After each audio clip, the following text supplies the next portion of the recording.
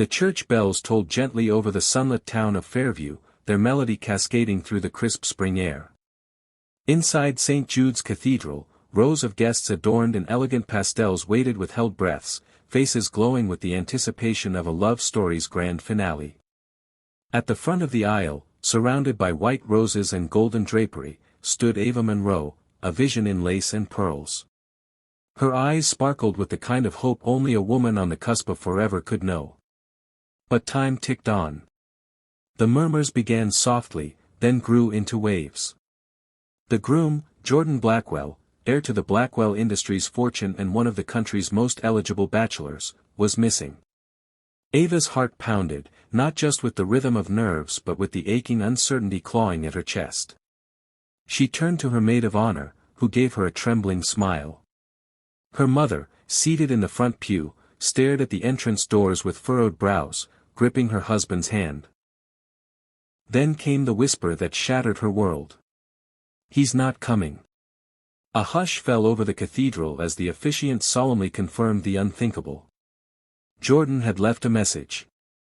Cold. Final. "I'm sorry. I can't do this." Ava didn't cry, not at first. She stood still, like porcelain in the center of a storm. The weight of 1,000 eyes bore into her, but she didn't run. She didn't scream. Instead, she closed her eyes and breathed, a single tear finally tracing her cheek. And then, an unexpected rustle. From the back of the church, a tall figure in a charcoal gray suit stepped forward. His stride was calm, confident, and beneath the church lights, his features sharpened like a memory Ava never thought she'd see again. It was Lucas Blackwell. Older brother to the runaway groom. Reclusive billionaire. Philanthropist. And once, a quiet presence at family events whom Ava had found kind, thoughtful, and endlessly intriguing. Lucas walked toward her, stopping just before the altar. He turned to the priest, then to the stunned guests.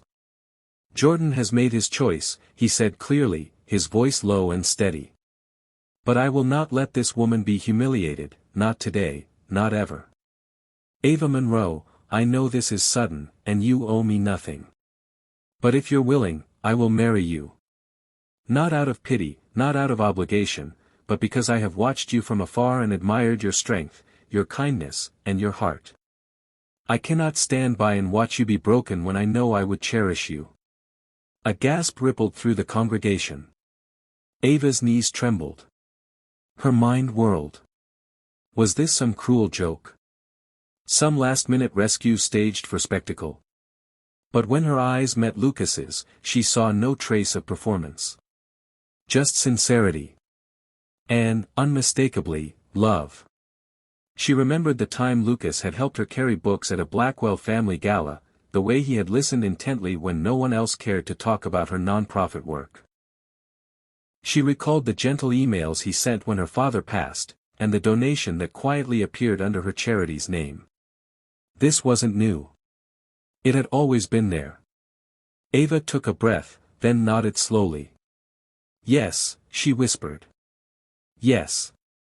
The ceremony resumed, but with new vows. And as Lucas gently slipped the ring onto her finger, Ava felt something she hadn't expected: peace. What followed was not a fairy tale in the traditional sense. The days ahead were not free from questions or doubts. Tabloids exploded. Family members fumed. But Lucas and Ava chose each other every single day, and love, real love, grew. They built a partnership founded on trust, not glamour. Lucas stepped down from his company to join Ava in her humanitarian missions, traveling to war-torn villages and refugee camps, funding schools and clean water projects. The world watched in awe as a man of great wealth chose a life of purpose over prestige, guided by the woman he almost never dared to pursue. But perhaps the most extraordinary moment came 3 years later, when Jordan showed up at one of their charity events. His eyes were sunken, his charisma dimmed. He had chased freedom, only to find it hollow. "I was a coward," he said to Ava, voice cracking. "But you, both of you, turned something broken into something beautiful. Ava smiled softly. She forgave him then, not for his sake, but for her own. Because love had found her in the ashes. Because sometimes, life's cruelest moments clear the path to the most extraordinary blessings. As the sun dipped below the horizon, casting a golden hue over the field where children now played with books in their hands and laughter in their lungs, Ava turned to Lucas. "You saved me," she whispered. "No," he said, pulling her close. "You saved me." And in that quiet truth, they found everything they ever needed. Hope. Love. And a life that would inspire the world.